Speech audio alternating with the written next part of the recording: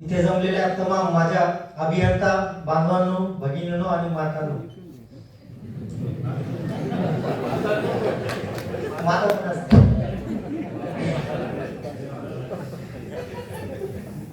मराठा विद्याप्रसारक समाजामध्ये किंवा त्या कॉलेजमध्ये शिकल्याचा एक असा म्हणजे स्वतःला गर्व आहे की जे उद्धवजी मराठा बोर्डिंग जो कॅम्पस आहे तिथे छत्रपती शाहू महाराज हे स्वतः आले होते त्याच्या उद्घाटनासाठी. जेव्हा मी हे पुस्तकामध्ये वाचलं तेव्हा मला असं वाटलं की मी जिथे आज चालतोय म्हणजे जेव्हा चाललो असेल तेव्हा इथे शाहू महाराज येऊन गेले. म्हणजे खूप अंगावर शहारा येणारा विषय होता.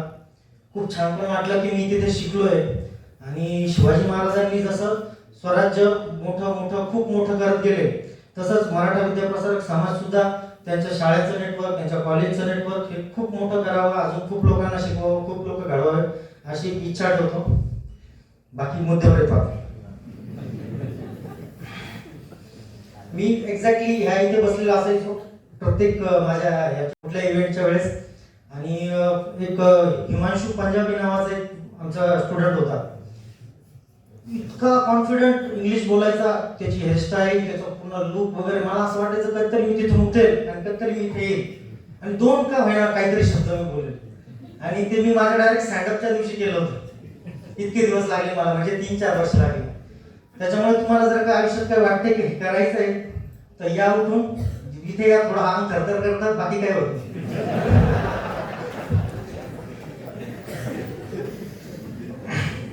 असंच एकदा थोडासा कॉन्फिडन्स दाखवला. HOD साहेब इंजिनियर्स डे होते. आता साहेब म्हणायची सवय लागली आहे इरिगेशन डिपार्टमेंटला असल्यामुळे. HOD सर होते. तर इंजिनियर्स डेला पुढे बोलवलं, कोणीतरी या विद्यार्थी या, कोणीतरी या विद्यार्थी या. कोणी विद्यार्थी उठायला तयार नाही. उठलो, पुढे आलो आणि सकाळी पेपरमध्ये फोटो होता. काय केलं? काहीच नाही केलं. तिथून उठून इथे पुढे आलो.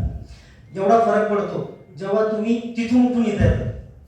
आज तुम्ही सगळे माझ्याकडे बघताय.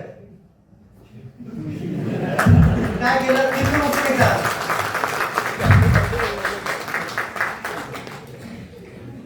आणि दुसरी महत्वाची संधी, जे कोणी लोक म्हणजे जो स्वतः गरीब समजता आहेतच, ऍक्च्युली समजायचं काय राहतं, जे कोणी लोक गरीब आहेत त्यांनी स्वतःला ती गोष्ट ही तुमची ऑपॉर्च्युनिटी आहे असंच बघा. कारण श्रीमंत माणसाच्या घरात दुसरी वाडी आली तर कोणाला काय वाटत नाही. गरीबाच्या घरात 2 व्हीलर पण आली तर सगळ्यांना आनंद होतो आणि तो जिकरीने होतो. त्याच्यामुळे ती गोष्ट तुम्ही खूप स्वतःला, म्हणजे मी तर म्हणतो स्वतःला तुम्ही हे समजा की तुम्हाला ती ऑपॉर्च्युनिटी भेटली की तुम्हाला आता इथून घडवायचं आहे आणि तुम्ही प्रत्येक घेतलेली. मी 10वी पास झालो, माझ्यासाठी अचिव्हमेंट आहे. मी डिप्लोमा पास झालो, माझ्यासाठी अचिव्हमेंट आहे. डिग्री पास झालो, माझ्यासाठी अचिव्हमेंट आहे. म्हणजे तुम्ही फक्त शिकले तरी पण खूप जास्त मोठी अचिव्हमेंट वाटते की लोक तुम्ही एवढ्या गरीब परिस्थितीतून शिकला बस. म्हणजे कुठली एक पुढे पाऊल टाकला की तुमची अचिव्हमेंट. त्याच्यामुळे गरिबीला हलक्यात घेऊ नका. गरिबी खूप मोठी गोष्ट आहे. काही लोकांच्या नशिबात येते.